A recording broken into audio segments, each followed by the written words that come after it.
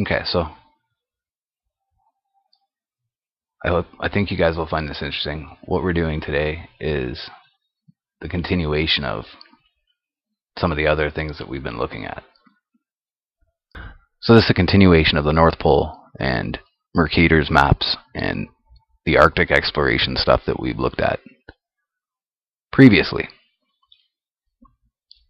So this will just be more on that, a continuation on that. What I've done is, having gone back to look for some of the documents for an upcoming interview, in trying to find those documents again and look back at the one that I originally read, I've been able to find, not the original, but of course, but I've been able to find some other ones that I had originally intended to look at. So they have some really interesting things in them that will be lots of fun for us to read about and discuss. And of course, this all pertains to the flat Earth and the dome and the North Pole being the center of our beautiful, beautiful flat Earth. So let's get to that. So here we are. The first one we're going to start with is called Secret Voyages. And we're not supposed to have access to this book, supposedly. Look at the ring on her finger. Ooh. Secret Voyages, M.I. Hush Hush, double top secret.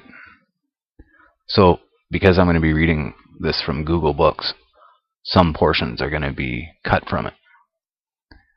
But here's a general idea of what we'll be talking about over the next little while on my channel.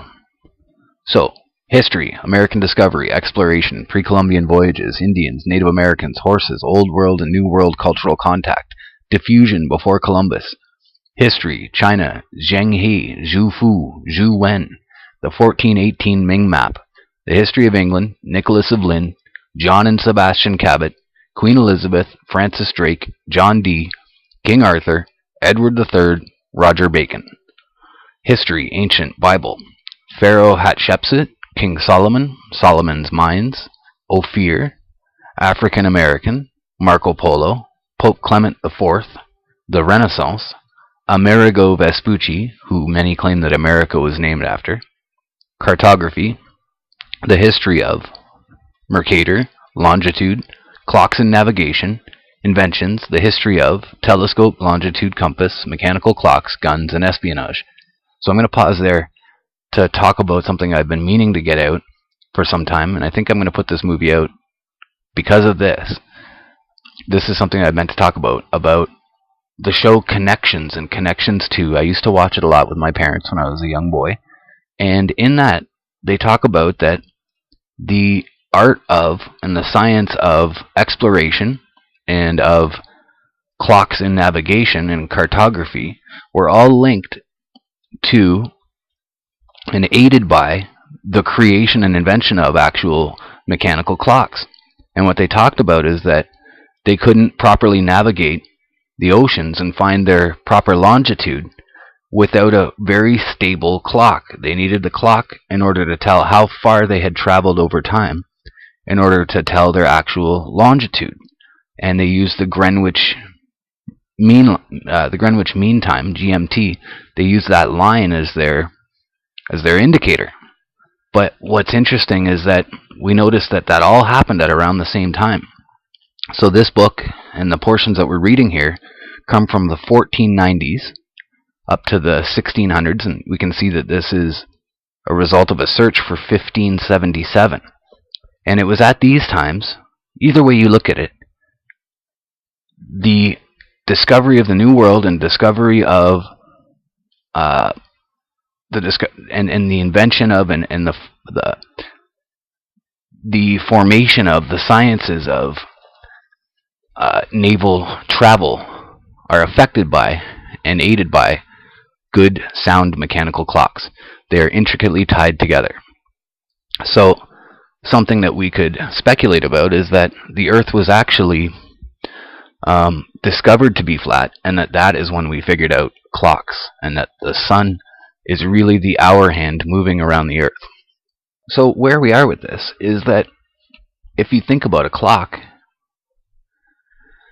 and the way that a clock works, we all know this as flat earthers, that actually a clock face is just the flat earth with the sun moving around it in this direction. And the hour hand would just be the sun on the clock. It moves in this direction from east to west around the earth. And so really that is what the clock is, and that's what the flat earth really is.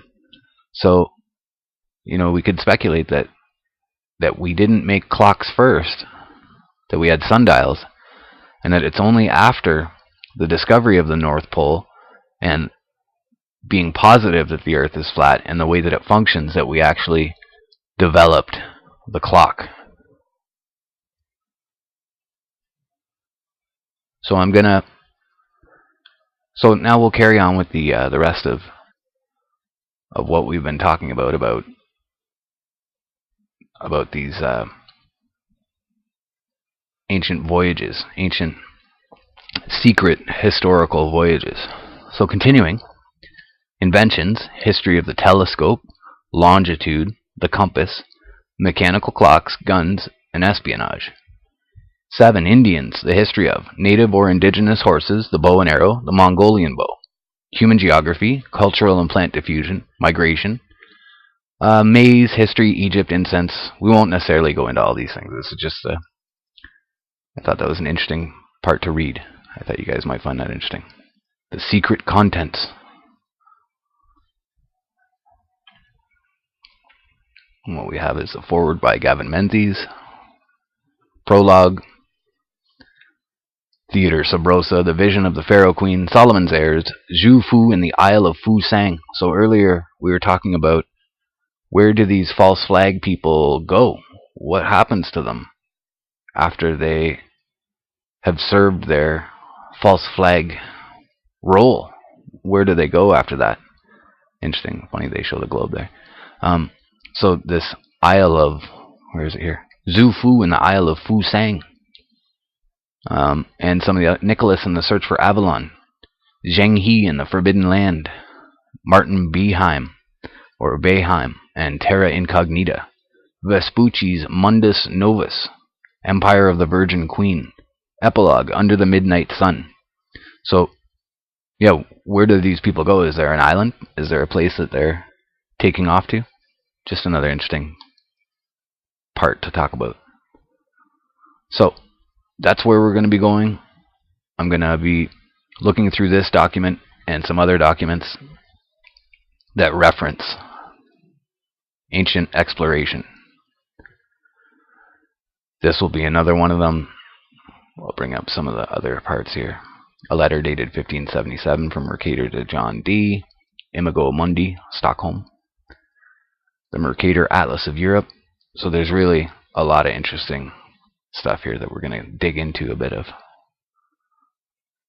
Some interesting, more interesting maps and interesting images to look at. I'm just trying to get to a few of them for you here. Here we go. Here's the Fu Sang bit. New World Geography, Fu Sang. We can have a look at this map. He's got an indicator here, an arrow pointing at something. Whether that's Japan or the West Coast, who knows? It talks about it. We'll get into this here. Here we go. Treasure map of paradise, the Isle of Immortals. The ancient Chinese geography is represented in this 19th century printed map from Korea called the Shanghai Jing or Chonhado. The map portrays the old world at the center surrounded by a ring continent of overseas lands. This is a symbolic type of map that was intended to represent the approximate locations of major countries. The names used to identify geographical places such as Uncle Dragon Country or Heavenly Mountains reflects the terminology used in the 1st to 3rd millennium before Christ. So the map's origins are probably very ancient. The map clearly shows that the legendary Fu Sang, or the Isle of Immortals, was situated all the way across the Pacific Ocean beyond Japan. The circle near the center represents the capital of China. Shown above are the yin-yang symbol, the serpent turtle of Zhenwu, Polaris, or the god of the north, and the legendary symbol for the Ling Chi mushrooms that we'll get into shortly. Very interesting discussion there that they were actually searching for, that the Chinese found North America and the Mexicans searching for ancient mushrooms to get high on to be able to see the future and to be proper shamans, powerful shamans. So that's some of the more of the interesting stuff that we'll get into here. So this is some of the artwork and depictions after they met with the Mexican inhabitants. We can see some of this Aztec-inspired artwork and some of the stuff down the side here. And this all links up with the ancient OOP-Arts and the ancient stuff that we've looked at on my channel quite a bit. So that's what we'll be getting into very shortly at Flatwater. Thanks for watching, guys.